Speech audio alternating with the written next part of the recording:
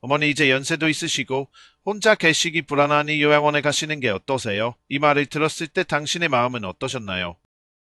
자녀들이 걱정하는 마음은 이해하지만 요양원이라는 단어가 주는 묵직한 감정이 마음을 짓누르지 않으셨나요? 어머니는 몇 달 전만 해도 건강하셨는데 요양원에 모신 게 실수였나 봐요. 최근에 한 가족의 이야기를 들었습니다. 53세 김성민 님의 어머니는 올해 78이신데 자녀들의 권유로 요양원에 입소하셨습니다. 건강하게 지내던 분이었는데 단 3개월 만에 걷지도 못하게 되었고 요양원에 입소하신 지 5개월 만에 생을 마감하셨다고 합니다. 요양원에 입소하면 사망 확률이 일반 노인보다 높아진다는 통계가 있습니다. 또한 입소 후 1년 이내 치매 발병률이 증가하고 우울증과 자살 충동을 느끼는 위험도 상당히 상승한다고 알려져 있습니다. 이런 현상을 의료진들은 요양원 증후군이라고 부르고 있습니다. 그래도 전문적인 케어를 받을 수 있는 게 낫지 않을까, 혼자 계시는 것보다 더 안전한 환경 아닐까, 이렇게 생각하실 수도 있습니다. 하지만 매일 같은 시간에 일어나고 정해진 시간에 식사하며 일과까지 모두 제한된 생활을 해야 합니다. 낯선 사람들과 함께 지내야 하는 공동생활이 이어집니다. 자유롭게 외출도 할 수 없고 평생 즐겨오던 취미생활도 마음대로 할 수 없는 상황, 이것이 정말 우리가 원하는 노후의 모습일까요? 최근 요양원 입소 연령이 점점 낮아지고 있는 추세입니다. 불과 10년 전만 해도 80대 후반이었던 평균 입소 연령이 이제는 70대 중반까지 낮아졌습니다. 더 이상 남의 일이 아닌 거죠. 혹시 지금 이 영상을 보고 계신 분들도 나는 아직 멀었다고 생각하고 계신가요? 오늘은 제가 특별한 이야기를 준비했습니다. 왜 의사들은 본인의 부모를 절대 요양원에 모시지 않는지 궁금하지 않으신가요? 요양원 없이도 100세까지 건강하고 행복한 노년을 보내는 분들의 놀라운 비결과 그분들이 요양원을 선택하지 않은 이유를 알려드립니다. 또한 그분들이 자녀들에게 짐이 되지 않으면서도 요양원을 피할 수 있었던 현실적인 대안들까지 소개해 드리려고 합니다. 이 영상은 여러분의 미래에 큰 변화를 가져올 중요한 내용을 담고 있습니다. 앞으로의 노후를 걱정하시는 분들이라면 끝까지 함께 해주시기를 바랍니다. 이야기를 시작하기 전에 구독과 좋아요, 알림 설정까지 꼭 부탁드립니다. 그러면 지금부터 자세히 이야기해 보겠습니다. 요양원에 가지 않고도 건강하게 살아가는 첫 번째 방법은 자립적인 생활 습관입니다. 수많은 연구에서는 노인의 자립성이 수명과 건강에 큰 영향을 미친다고 말합니다. 2023년 보건복지부의 노인 실태 조사에 따르면 자립적인 생활을 유지하는 노인들이 더 건강한 상태를 보였습니다. 또한 이들의 삶의 만족도도 그렇지 않은 경우보다 높게 나타났습니다. 한국개발연구원의 연구에 따르면 노인의 건강 상태와 기대 수명이 향상됨에 따라 노인 연령 기준을 상향 조정하는 방안이 제시되었습니다. 이 연구는 자립생활이 노인의 건강에 긍정적인 영향을 미친다고 강조하고 있습니다. 연구진은 이렇게 설명합니다. 매일 아침 스스로 일어나 세수하고 옷을 갈아입고 식사를 준비하는 이 모든 과정은 우리 몸을 지키는 귀중한 운동입니다. 그러나 요양원에서는 대부분 타인이 대신해 주기 때문에 근력이 한 달 만에 최대 30%까지 감소할 수 있습니다. 더 놀라운 것은 인지 기능의 변화입니다. 은행에 가서 통장 정리하기, 마트에서 물건 고르기, 이웃과 대화하기 같은 일상적 활동들이 모두 치매를 예방하는 자연스러운 뇌운동이었던 겁니다. 연구에 따르면 이런 생활 속 활동이 새로운 취미나 퍼즐 게임보다 치매 예방에 효과적이라고 하죠. 노화 연구팀에 따르면 65세 이상 노인이 일상생활에 자립을 잃게 되면 뇌의 시냅스 활성도가 크게 감소할 수 있습니다. 구체적으로 자립을 잃은 경우 6개월 만에 최대 40%까지 감소할 수 있다고 합니다. 이는 10년 동안 자연스럽게 감소하는 양과 맞먹는 수치입니다. 가장 치명적인 것은 삶의 의지의 상실입니다. 노인의 자존감과 삶의 의지는 면역력과 깊은 연관이 있습니다. 스스로 결정하고 행동할 수 있는 자립성을 잃은 노인의 면역력은 같은 연령대의 노인보다 최대 65%까지 낮아질 수 있다고 합니다. 이 점을 잘 보여주는 올해 85세인 이영자 할머니의 이야기를 들려드리겠습니다. 75세의 관절 통증이 심해지면서 자녀들이 요양원을 권유했지만 할머니는 다르게 선택하셨습니다. 매일 아침 20분씩 산책을 시작하셨죠.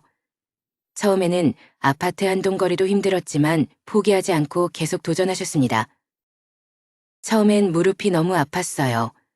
그래도 포기하면 더 안 좋아질 것 같았어요. 매일 조금씩이라도 걸었죠. 한 동, 두 동 이렇게 조금씩 늘려갔어요. 결과는 놀라웠습니다. 6개월 후 할머니는 아파트 단지를 한 바퀴 돌 수 있게 되었고 1년 후에는 근처 마트까지 혼자 다니실 수 있게 되었습니다. 아침에 일어나서 산책하고 마트 가서 장 보고 이웃들과 수다 떨고 이게 다 운동이었던 거예요. 요양원에 갔으면 이런 게 가능했을까요? 현재 이영자 할머니는 매주 3번 요가 교실에 다니고 계십니다. 처음에는 대부분의 동작을 하지 못했지만 지금은 수업의 70% 이상을 따라 하실 수 있게 되었습니다. 나이 들면 당연히 요양원에 가야 한다고 생각했는데 그게 아니더라고요. 오히려 요양원에 가지 않은 게 제 인생에서 가장 잘한 결정이에요. 이영재 할머니의 이야기는 우리에게 큰 깨달음을 줍니다. 자립성은 단순히 혼자 살 수 있느냐 없느냐의 문제가 아닙니다. 자립, 우리의 건강, 행복 그리고 삶의 질을 지탱하는 핵심 요소입니다. 요양원에 가지 않고도 건강하게 살아가는 두 번째 방법은 일상적인 식사 관리입니다. 10년 전 88세의 박정호 할아버지는 심각한 위장병으로 고생하셨습니다. 당시 의사는 요양원 입소를 권유했지만 할아버지는 달랐습니다. 병원에서 받은 처방전 대신 마트로 향했어요. 위장이 약해졌으니 더 신경 써서 먹어야겠다고 생각했거든요. 연구 결과에서도 일상적인 식사 습관이 노인의 건강과 수명에 큰 영향을 미친다고 합니다. 특히 고가의 영양제나 건강식품이 아니라 매일의 식사 방식이 핵심이라는 점이 중요하죠. 박정우 할아버지는 몇 가지 원칙을 세우니까 첫째, 작은 그릇을 사용하셨습니다. 큰 그릇에 먹으면 자꾸 더 먹게 되더라고요. 그래서 반찬 그릇도 밥 그릇도 전부 작은 걸로 바꿨어요. 처음엔 허허했는데 이게 오히려 소화도 잘 되고 좋았어요. 노화 연구에서는 소량씩 자주 먹는 것이 위장 기능 개선에 탁월하다 합니다. 80세 이상 노인의 경우 한 번에 많은 양을 먹는 것보다 하루 오후 6회로 나눠 먹는 것이 소화 흡수율을 30% 이상 높일 수 있다고 합니다. 둘째, 매일 아침 마트에 가셨습니다. 아침 9시에 마트가 문을 열면 바로 가요. 그날 먹을 채소랑 과일을 직접 고르는 게 중요해요. 눈으로 보고 손으로 만지고 이게 다 운동이에요. 거기다 마트 직원들이랑 대화도 하고 이런 일상적인 장보기가 치매 예방에 큰 도움이 된다고 합니다. 식재료를 고르고 가격을 계산하고 사람들과 대화하는 모든 과정이 뇌를 자극하는 중요한 활동이기 때문입니다. 셋째, 식사 시간을 규칙적으로 지키는 것입니다. 아침 7시에 점심 12시 저녁 6시에 꼭 시계처럼 지켜요. 배가 고프지 않아도 식사 시간이면 조금이라도 먹어요. 이게 습관이 되니까 위장도 건강해지더라고요. 규칙적인 식사는 노인의 생체 리듬을 안정시키고 수면의 질을 높이는 데 도움을 준다고 합니다. 일정한 시간에 식사하는 것만으로도 소화 효소의 분비가 증가할 수 있다고 하죠. 결과는 어땠을까요? 10년 전에는 죽밥도 제대로 못 먹었는데 지금은 손주들이랑 같이 삼겹살도 먹을 수 있어요. 물론 양은 적게 먹지만 더 놀라운 것은 이런 식사 습관이 가져온 변화였습니다. 규칙적인 생활과 마트 산책 덕분에 불면증도 자연스럽게 해결되었고 위장 기능이 좋아지면서 체력도 점점 좋아졌습니다. 요양원에 갔으면 이렇게 건강해질 수 있었을까? 내가 먹고 싶은 걸 내가 사서 내가 먹고 싶을 때 먹는 이 자유. 이게 바로 행복 아닐까요? 박정우 할아버지의 이야기는 우리에게 중요한 교훈을 줍니다.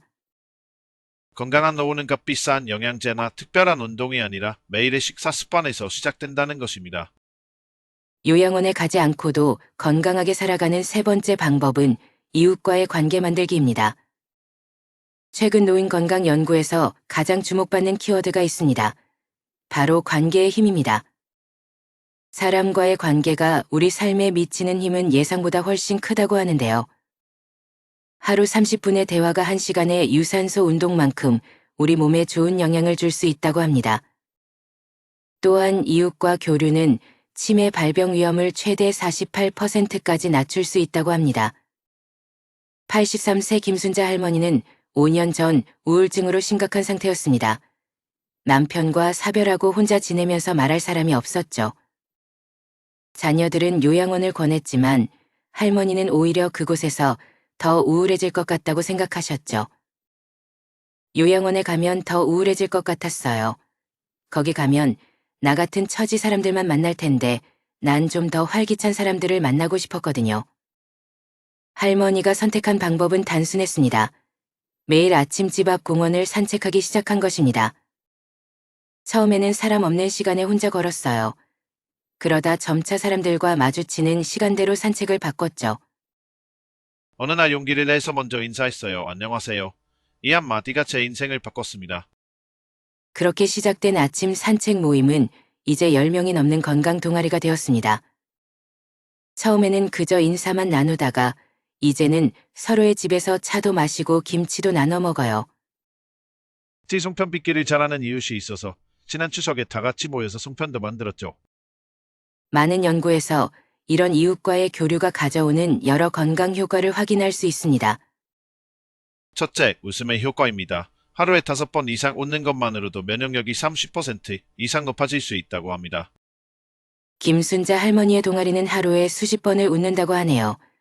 둘째, 소속감의 힘입니다. 내가 필요한 곳이 있다. 나를 기다리는 사람이 있다는 생각은 우울감을 줄이는 데 큰 도움을 준다고 합니다. 자신을 기다려주는 이들이 있다는 소속감은 삶의 질을 높이는 중요한 요인입니다. 셋째, 정보 교환의 가치입니다. 어디 병원이 좋더라, 이 약이 효과가 있더라 같은 생활 정보부터 이 마트는 오늘 세일하더라 같은 일상적인 정보까지. 이런 정보 교환이 활발할수록 삶의 질이 높아진다고 합니다. 요양원이었다면 이런 게 가능했을까요? 거기는 모두가 환자하고 모두가 보살핌이 필요한 사람들이잖아요. 하지만 여기선 서로에게 힘이 되고 도움을 주고받으며 지내고 있어요. 김순자 할머니는 이제 우울증 약을 끊었습니다. 대신 매일 아침 8시 설렘을 안고 집을 나서는 할머니는 오늘도 새로운 만남을 기대합니다. 오늘은 누구를 만날까? 어떤 이야기를 나눌까? 이런 기대감으로 가슴이 두근거려요. 마치 소풍을 떠나는 아이처럼요. 그리고 할머니의 건강 상태와 일상이 눈에 띄게 달라졌습니다.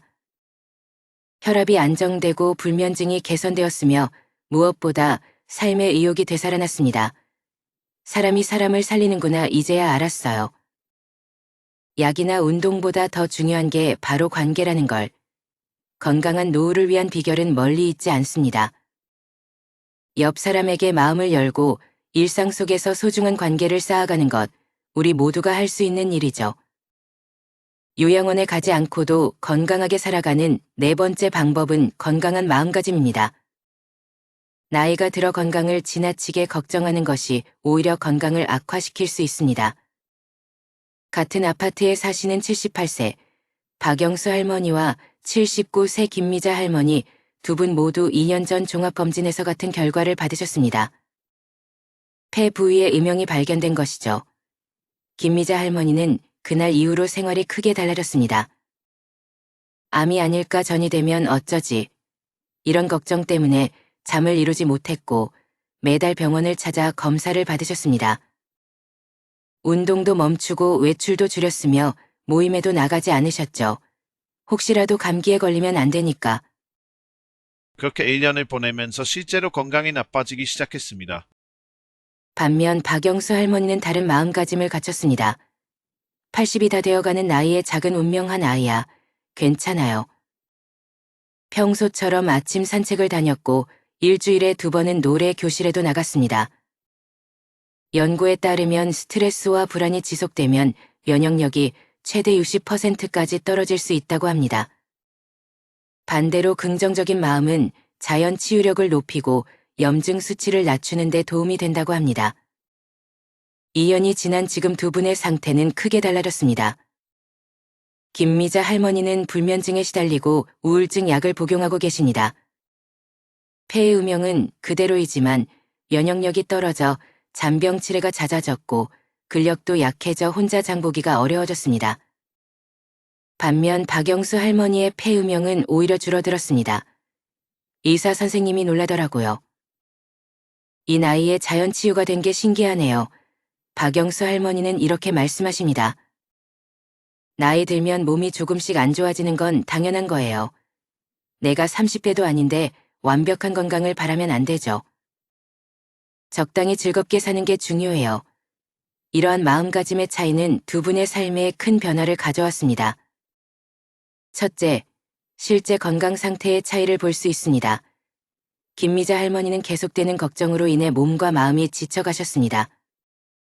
건강에 대한 불안이 쌓이면서 잠도 줄고 소화도 어려워지며 면역력도 약해졌습니다. 반면 박영수 할머니는 늘 긍정적인 마음을 유지하며 건강을 잘 지켜오셨습니다. 몸이 조금 불편해도 활기차게 일상을 이어가는 모습을 보여주고 계십니다. 둘째, 두 분의 삶의 질에서도 차이가 드러납니다. 김미자 할머니는 건강 걱정으로 점점 집에만 머물게 되셨고 그렇게 지내다 보니 마음도 점차 무거워졌습니다. 반면 박영수 할머니는 여전히 활기찬 생활을 이어가고 계십니다. 지난주에는 노래 교실 친구들이랑 장구 배우기도 시작했어요. 시끄럽다고 옆집에서 항의가 들어올까봐 조마조마했는데 오히려 그 집 할머니도 같이 배우러 오시더라고요. 셋째, 가족 관계에서도 변화가 있었습니다. 김미자 할머니는 병원에 다니는 일이 잦아지면서 자녀들을 자주 불러 병원에 함께 가달라고 부탁하셨습니다. 자녀들에게 점차 부담이 되겠죠. 반면 박영수 할머니는 오히려 자녀들을 안심시키며 씩씩한 모습을 보여주셨습니다. 우리 딸이 그러더라고요. 엄마가 이렇게 씩씩하니 우리가 더 든든하다 후. 박영수 할머니는 몇 가지 비법을 나누어 주셨습니다. 첫째, 나이에 맞게 살기입니다. 20대처럼 완벽한 건강을 바라면 안 돼요. 나이에 맞게 건강하게 살면 되는 거예요. 둘째, 하루 3번, 웃기입니다. 아침에 거울 보며 한 번, 점심에 TV 보며 한 번, 저녁에 이웃씨랑 수다 떨며 한 번 이렇게 최소 3번은 꼭 웃으려고 해요. 셋째, 가벼운 마음 갖기입니다. 너무 완벽하게 하려고 하지 말아요. 운동도 건강식도 적당히 스트레스 받지 않을 만큼만 하는 거예요. 박영수 할머니는 이렇게 말합니다. 요양원 전혀 생각해 본 적 없어요. 즐겁게 살고 있는데 왜 가겠어요? 오히려 요양원에 가면 더 빨리 늙을 것 같아요. 거기선 아픈 사람들만 보게 되잖아요. 의학계에서도 노년기의 건강은 단순히 신체적인 문제가 아니라 마음가짐과 깊이 관련이 있다고 강조합니다. 마음을 어떻게 다스리고 긍정적인 태도를 유지하느냐가 건강에 미치는 영향이 크다는 것이죠. 작은 걱정이 큰 불안으로 자라나지 않도록 하고 일상의 소소한 즐거움과 사람들과의 교류 속에서 긍정적인 마음을 키우는 것이 필요합니다. 완벽한 건강을 목표로 삼기보다 있는 그대로의 삶을 받아들이는 것이 중요합니다. 현재의 일상을 즐기는 자세가 오히려 몸과 마음을 건강하게 만드는 길이 될 수 있습니다. 요양원에 가지 않고도 건강하게 살아가는 5번째 방법은 요양원 증후군에 대한 이해입니다. 지금까지 말씀드린 모든 비결의 핵심이죠. 가장 중요한 방법이기도 합니다. 요양원에 입소한 노인의 80% 이상이 6개월 안에 건강이 크게 악화되는 사례가 많다고 합니다. 94세 이명 할머니도 비슷한 경험을 하셨습니다. 아들, 며느리가 부탁하더라고요. 어머니 이제 연세도 있으시고 혼자 계시면 걱정이 돼요. 요양원에서 안전하고 편안하게 지내시는 건 어떨까요? 그때는 자식들 걱정도 되고 내가 짐이 될까봐 겁도 나고 그래서 동의했어요. 할머니가 요양원에 입소한 지 일주일 만에 변화가 찾아왔습니다. 아침 7시면 일어나서 스스로 씻고 옷 갈아입고 아침 준비하고 이게 일상이었는데 요양원에서 다 해주더라고요. 처음엔 편하다고 생각했죠. 그런데 한 달 지나니까 이상하게 팔다리에 힘이 없어지는 거예요. 이러한 현상을 요양원 증후군이라고 합니다. 요양원 증후군에는 보통 3가지 주요 증상이 나타납니다. 첫째, 근력이 급격한 감소입니다. 평소 하던 일상적인 동작들이 사실은 자연스러운 운동이었던 거예요. 그런데 이걸 안 하게 되니까 1달 만에 휠체어 신세를 지게 됐어요. 둘째, 인지 기능의 저하입니다.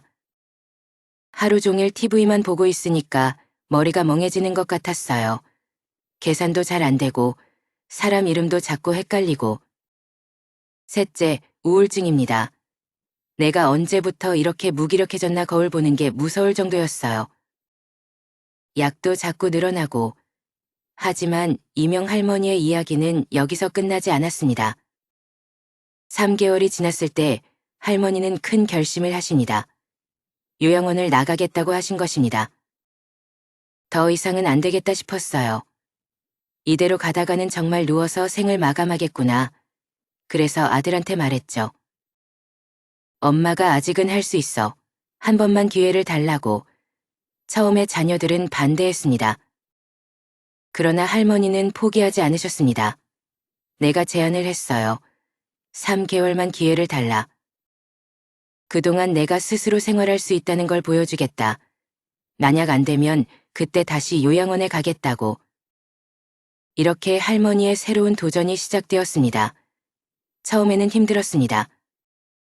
다리에 힘이 없어서 화장실 가는 것도 힘들었어요. 그래도 포기하지 않았어요. 벽을 짚고 의자를 잡고 조금씩 연습했죠. 그리고 1달 후 할머니는 눈에 띄는 변화를 느끼셨습니다. 혼자서 화장실도 가고 세수도 하고 일상의 작은 부분들이 돌아오니까 자신감도 생기더라고요. 그래서 더 욕심이 났죠. 2달이 지나 더 큰 변화가 찾아왔습니다. 마트에서 장도 보고 이웃과 수다도 떨고 요양원에 있을 때는 상상도 못했던 일상이 돌아왔어요. 선녀가 할머니 요즘 엄청 젊어지신 것 같아요. 라고 했을 때는 정말 행복했죠. 3개월 후 할머니의 건강검진 결과는 모두를 놀라게 했습니다. 근력이 회복되었고 인지 기능도 개선되었으며 우울증 수치도 정상으로 돌아왔습니다. 요양원이 나쁘다는 게 아니에요. 정말 도움이 필요한 분들에게는 필요한 곳이죠. 하지만 아직 내 힘으로 할 수 있다면 그럴 때는 스스로 해보는 게 좋아요. 그게 결국 나를 살리는 길이더라고요. 이명 할머니는 이제 94세의 나이에도 혼자서 완벽한 생활을 이어가고 계십니다. 매주 토요일이면 동네 할머니들을 초대해 다과회를 여실 만큼 활기차게 지내시죠. 얘가 살아있다는 게 얼마나 감사한지 몰라요. 90이 넘어서도 이렇게 내 발로 걷고 내 손으로 밥을 해 먹을 수 있다는 게 이게 바로 행복이 아닐까요? 이명 할머니의 사례는 나이가 들었다고 해서 몸이 불편하다고 해서 바로 요양원을 선택하는 것이 최선은 아닐 수도 있음을 알려줍니다. 그리고 무엇보다 우리 안에는 생각보다 더 큰 힘이 있다는 것을 보여줍니다. 지금까지 요양원에 가지 않고도 건강하게 살아가는 5가지 비결을 말씀드렸습니다. 첫째, 자립을 지키는 것입니다. 스스로 할 수 있는 일은 끝까지 스스로 해야 합니다. 이것이 근력을 지키고 뇌를 자극하며 삶의 의지를 유지하는 중요한 방법이죠. 둘째, 일상적인 식사 관리입니다. 비싼 영양제가 아닌 매일의 식사 습관이 건강을 좌우합니다. 작은 그릇에 소량씩 자주 규칙적으로 먹고 매일 장보기를 통해 자연스러운 운동과 사회활동을 만드는 것. 이것이 건강한 노후를 위한 중요한 비결이었습니다. 셋째, 관계의 힘입니다. 하루 30분의 대화가 1시간의 운동만큼 건강에 도움이 된다는 것. 웃음과 대화가 우울증을 막고 면역력을 높일 수 있다는 것. 혼자가 아닌 함께일 때 우리는 더 건강해질 수 있었습니다. 넷째, 긍정적인 마음가짐입니다. 나이에 맞게 건강하면 된다는 마음과 하루 3번 웃는 습관이 우리를 더욱 건강하게 만들어줍니다. 걱정은 줄이고 즐거움을 더하는 것이 결국 우리의 건강을 지키는 방법이었습니다. 다섯째, 요양원 증후군을 이해하는 것입니다. 아직 내 힘으로 할 수 있다면 그 힘을 끝까지 써보는 것. 그것이 결국 우리를 살리는 길이었습니다. 94 세이명 할머니의 말씀이 아직도 기억에 남습니다. 90이 넘은 나이에 내 두 발로 걷고 내 손으로 밥을 차리는 이 삶이 얼마나 고마운지 몰라요. 진짜 행복이란 바로 이런 소소한 일상에서 찾아오는 게 아닐까요? 여러분, 우리도 할 수 있습니다. 나이는 숫자에 불과하다는 말이 있죠. 건강한 노후는 나이가 아니라 우리의 선택에 달려 있습니다. 더 건강하고 행복한 노후를 위한 그 선택은 바로 지금 여러분의 손에 달려 있습니다. 더 많은 삶의 지혜를 나누고 싶습니다. 여러분의 소중한 이야기도 댓글로 꼭 들려주세요. 그리고 이 메시지가 더 많은 분들에게 전해질 수 있도록 구독과 좋아요, 알림 설정까지 꼭 부탁드립니다. 그리고 이 영상을 소중한 분들과 공유해 주어 여러분 모두 더 건강하고 행복한 노후를 맞이하시길 진심으로 바랍니다. 감사합니다.